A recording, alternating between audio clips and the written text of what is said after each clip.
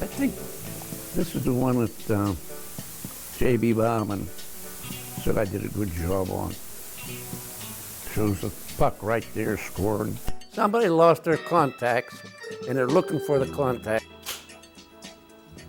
And they gave me a fancy title, Photojournalist. Now, this here is a guy repairing the net. I was above the dugout, the park dugout.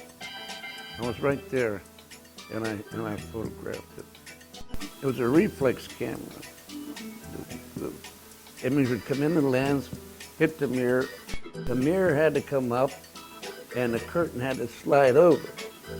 By the time that took place, the play was over for kind of less.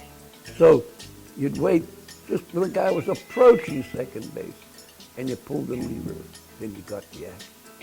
You had baseball, but there was always interesting pictures on the side, features.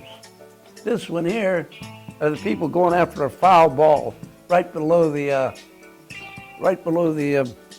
photographer's booth. High school basketball. I liked high school basketball, always loved action. I talk about these pictures is I saw things, saw action, went a lot of places, and life was real interesting.